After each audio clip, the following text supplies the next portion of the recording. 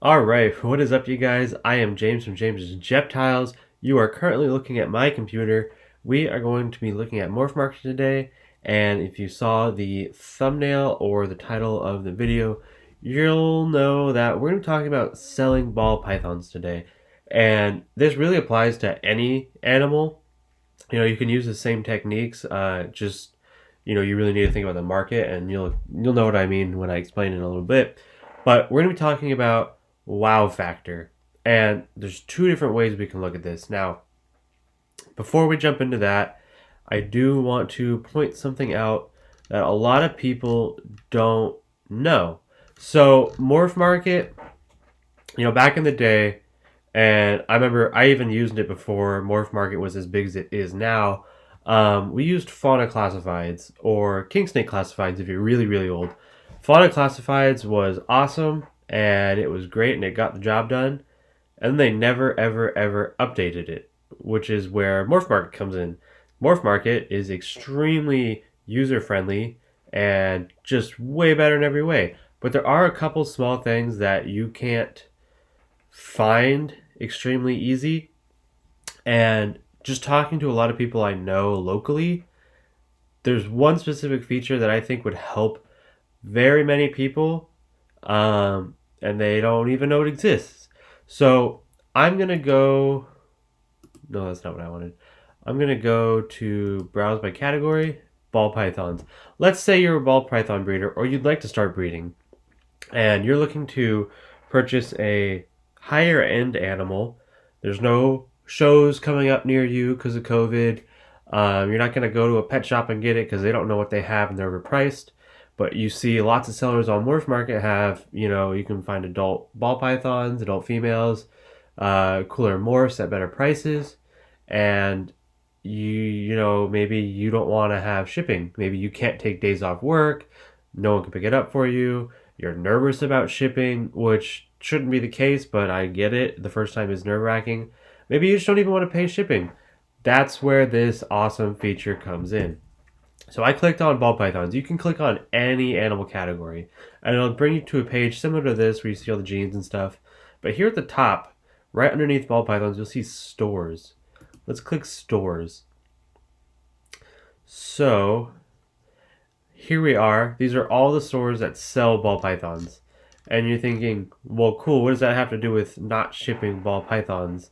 But if you stay at the top and you read this little thing, blah, blah, blah, blah, blah, morph map, right? Wouldn't that be awesome on the homepage? But no, you go to pick an animal, you go to stores, you go to morph map, click on morph map.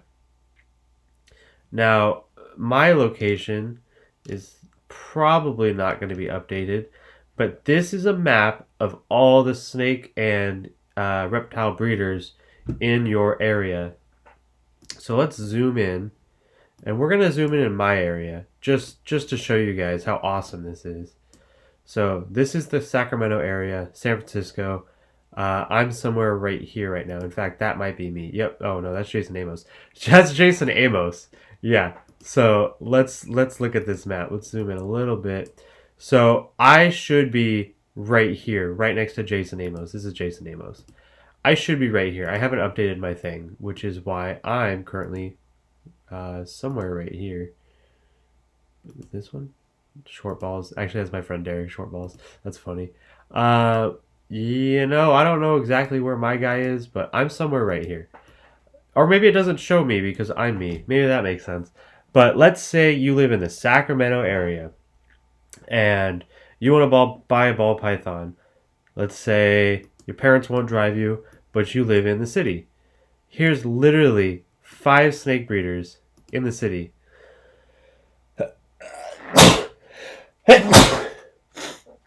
Pardon me. Now you can see right here, this little key shows you the color of the animal, the color of the snake tells you how many ads they have up. Now, not all these people are going to have ball pythons, but let's say you live in Midtown Sacramento, and we'll just click right here, NorCal Biotics. I don't know what they sell. I don't know who that is, but let's click on it. Is it boas? Oh, it's ball pythons. Look at that. You can find male ball pythons. Who's this? Principal pythons. More ball pythons. Wait, Tyler. No, I don't know him. Homegrown reptiles. That sounds really familiar. OJ's, I don't know them. Chris Dobbs, I know him. You can find. I was trying to zoom out by scrolling down. You can find local breeders anywhere. All you gotta do is zoom in. Look, I'm here in Vacaville. If let's say I wanted to find someone, well, I got, who's this? Jason Amos. I can go to him. If I wanted to drive, if I'm willing to drive a little bit, I could drive out to that guy. There's people closer to the Bay Area. You know, it's perfect for younger people wanting to get into it. Maybe, like I said, maybe you're afraid to ship. You don't want to pay for shipping. You can't. Shipping just doesn't make sense for you. This is the perfect map. And even, let's say you're looking for a ball python, even as a pet, but like even as a breeder, maybe a 1 or 2 gene, that's pretty common. You can find that on here and save the money from shipping. And if there's a local breeder, I know some local breeders. Now, not everyone will do this. I know some local breeders that will give you a discount if you're local and you come pick it up. Because I'm gonna be honest with you, shipping sucks. Breeders don't want to ship the animals; they'd rather sell them locally. If I sold a $100 gecko, and shipping was $50, and the person paid me $50, well, now I got to go drive. The nearest post office, the nearest FedEx that'll ship live animal for me, it's like 40 minutes away. So now I have to, unless if I have other shipments, I guess I'll take it. But if I don't have any shipments that week, I don't want to drive there for just one. And then I pay for a shipping box, which is $4, a heat pack, which is a couple bucks, all that fun stuff, right? Take my time packing it, print the label, all that. I don't want to do any of that. I'd rather, sell to someone local. So if someone local comes up to me, I might give them a discount if they ask. I'd be more inclined to give them a discount. Now, that's not what this video is about, but that's something I definitely wanted to that's something I definitely wanted to touch on in this video, because a lot of people didn't know you could do that. Now, this video is about wow factor. Let's take a look at ball pythons. Now, let's take a look at ball pythons. So let's go to browse latest. Of course, it'll take a second. Sign up for MorphMarket report. So wow factor, right?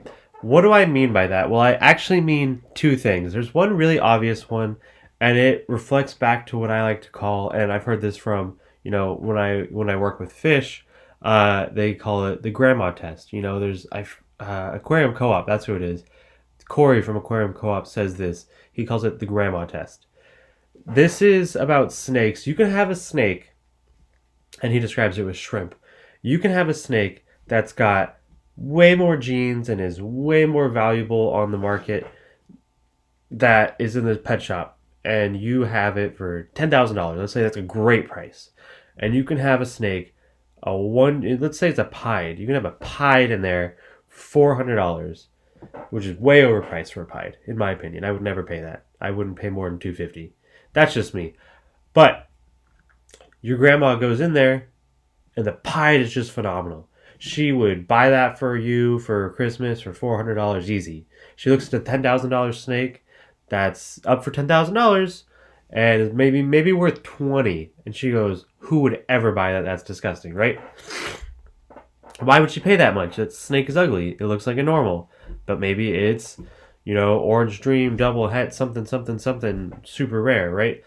So the wow factor is what catches mainly people who aren't familiar with the hobby's attention, and also people who are familiar, what grabs their attention. Now, the other half of that is specifically for people who know about what they're doing and they want to breed. And that wow factor part is the genes behind the animal. That's that $10,000 snake that grandma wouldn't buy. So these are the first couple snakes. This is like latest. Let me even refresh it because I've been sitting here for a second. Right, these are the latest. Okay. I look at this clown ball python. That's cool. I don't know, it looks more like a pretty cool clown. Looks like there's something else in it.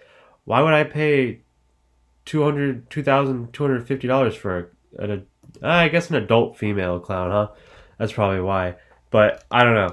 That doesn't do it for me. I mean, it's cool. That doesn't do it for me. A pastel clown? This?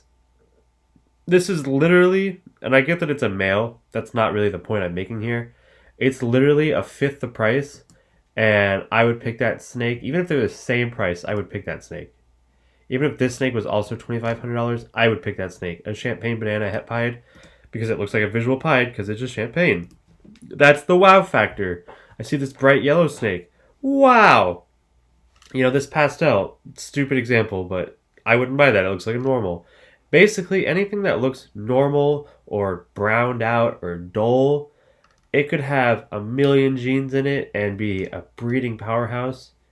This banana pastel yellow belly or black pastel, ugly, ugly, ugly. Why would anyone buy that? Literally an orange dream. That kind of looks like a normal. If that was in a pet shop, someone would buy that thinking it's just a normal. You know what I mean? Let's scroll down. This thing, kind of badass, right? So I think you guys get the idea. This, crazy.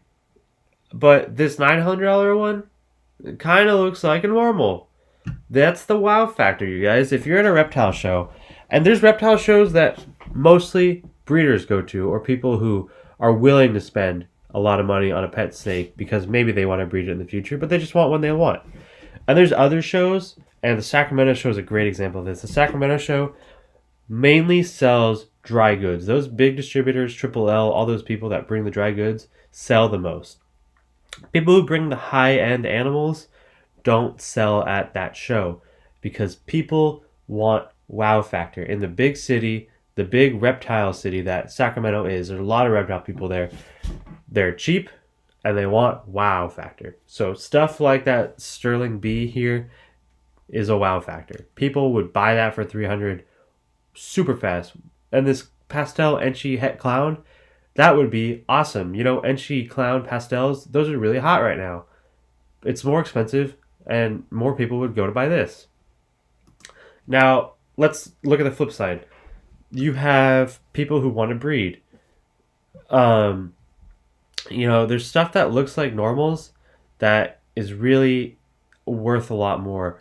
And, if you want to breed, you either want to breed the wow factor or you want to breed the breeder wow factor, which is how many genes can I throw in? How many of this can I throw in? So when looking at ball pythons, if you want to breed, and this is for anything. The way I look at it when I want to breed is, if you're stuck with something, you're stuck with something and you should breed it anyway. But I want to breed animals that stand out visually, and I want to breed animals that stand out genetically. Anything else, if it's, a banana pastel, that's kind of boring, I mean, this is badass. People want the wow. So I would not buy double het animals and breed them together because you're going to get a lot of stuff that no one wants. I personally like to buy visuals. I'll spend more money buying visuals the first year, and if I can't afford them, I'll get something else. I'll figure something else out. I'll work harder, do something else, pick a cheaper gene.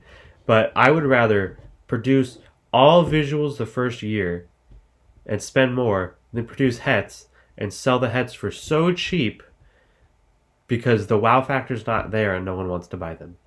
I'd rather get more money returned the first year. And I think a lot of people would, but this is something many people think, oh, well, I'll just buy the hets. I'm not worried about how much they sell for. Well, you should be, because you're going to sit on them and you're going to feed them. And by the time you sell them, you're going to have spent more money on them than you would have just buying the visuals. Because the visuals, wow. So when you produce all visuals, you can sell them. And then it's easier to pick a holdback too, because if you produce hets and maybe only a couple visuals, like you have a clutch of 6 and like one visual pops out, that's the one you have to keep. And that sucks because it could be a male, it could be a female, it could be ugly, it could be deformed. Maybe you don't want to keep it because it's deformed or it's the wrong gender. But if you produce all visuals, well, guess what? You get to pick one. You get to pick the very best one that's the sex you want and sell all the rest for a visual price. That's the wow factor. All right, people. That's what most people aren't getting. The wow factor. I bought an all-white snake. That's wow factor. Now, I'm not going to produce all white snakes. I'm going to produce wow factor in terms of breeders. Everything's going to be fire. Some pastel, some pinstripe, some spider, all that stuff. And that's just the first year. That's just me putting a little bit of money into it. There's a lot more I can do down the road, and you guys will definitely see all the thought put into all my projects as the ball python collection grows. I mean, look at my leopard geckos. There's wow factor. There's cheaper end stuff that the breeders want. That's the super snow radars. There's the white and yellows. There's the super snows and the max snows. People love the black and white. They're cheap, but they hit the grandma test. The grandma will spend money on that cheap black and white animal because it's cool. And then the Black Knight. That wows everybody. Breeders want that. Breeders want the Super Snow Black Knight double heads. I did a visual to a visual, made double heads. I'm going to produce the double visual this year. I'm fairly confident, whether it's a normal snow or a super snow, they're all going to be Black Knight. So that's it for this video. I really hope you guys get what I'm getting at about the wow factor, and I hope you guys enjoy. Make sure to like, comment, and subscribe. All that definitely really helps out the channel. I will see you guys in the next video. Peace out.